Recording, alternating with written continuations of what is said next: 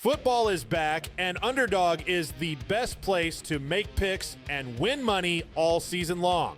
Playing on Underdog is easy. Just pick whether your favorite players will go higher or lower on stats like touchdowns, receiving yards, interceptions, and more. Get your picks right and you can win up to 5,000 times your cash. You can play with as little as $1. Download the app today and sign up with promo code SPORTS365 to score $50 in bonus funds when you play your first $5. That's promo code SPORTS365. Millions of fans have already won billions making picks on Underdog. Will you be next? Underdog. Make picks. Win money. Must be 18 and up, 19 and up in Alabama, Nebraska, 19 and up, and in Colorado for some games, 21 and up in Arizona, Massachusetts, and Virginia, and must be present in a state where Underdog Fantasy operates. Terms apply. Offer not valid in Maryland, Michigan, Ohio, and Pennsylvania. Concerned with your play? Call 1-800-GAMBLER or visit ncpgambling.org. In New York, call the 24/7 Hope line at 1-8778-HOPE-NY or text HOPE-NY. That's 467-369. See assets.underdogfantasy.com/web/play and get terms _DFS_.html for details. Welcome into the top 5, brought to you by Flag and Anthem. Go to flagandanthem.com. Use our promo code 365sports for a discount at checkout. Let's do a hot seat check-in. Shall we? You know what? It's nerve-wracking when other people are going to lose their jobs or potentially, so let's dive into it. A couple of very new names on the list this week. Number 5, it's warming up for Shane Beamer at South Carolina. A lost season. They're not even going to make a bowl now at 3-7, and they blew a 27-point lead in College Station to the number 3 Aggies just on Saturday. There was a lot of goodwill, but there's a lot of talent on that team. Lenora Sellers is thought to be a first-round quarterback. Dylan Stewart's the best defensive end in the country, and you have 3 total wins on the season. It's not looking good for Shane Beamer right now, but we'll see how South Carolina reacts to that in the next couple of weeks. Number 4, how did I get here? There's Sonny Dykes looking a little confused.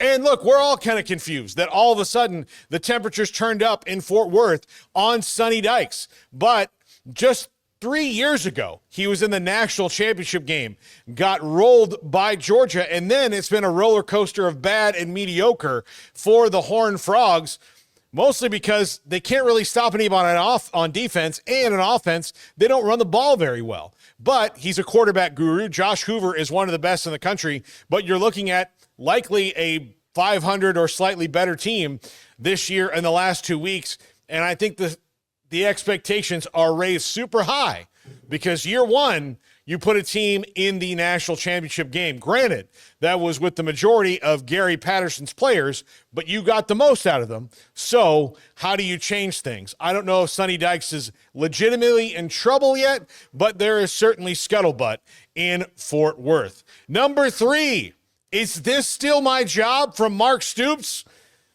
I'm just surprised that this one hasn't already happened, given the other things that have gone on with SEC jobs, like Auburn, like Florida, like Arkansas, like LSU.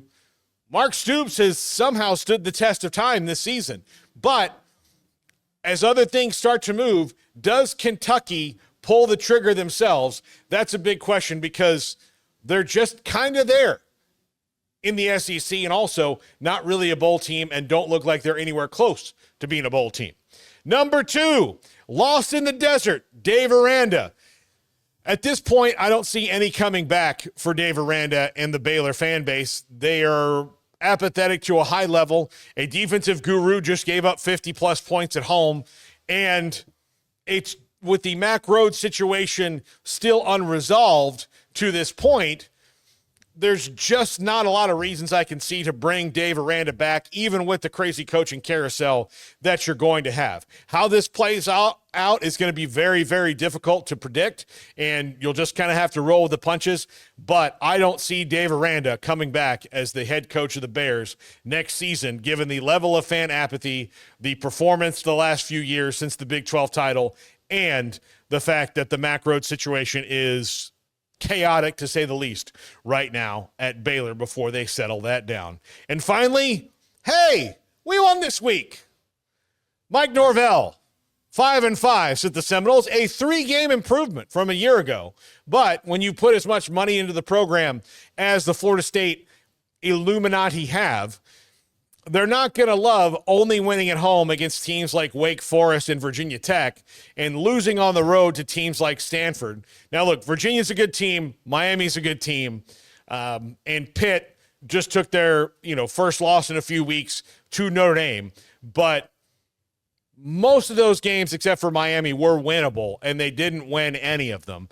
And that is where you get into what is going on with Mike Norvell. I fully expect him to be let go at the end of the season, especially if they finish 5-7.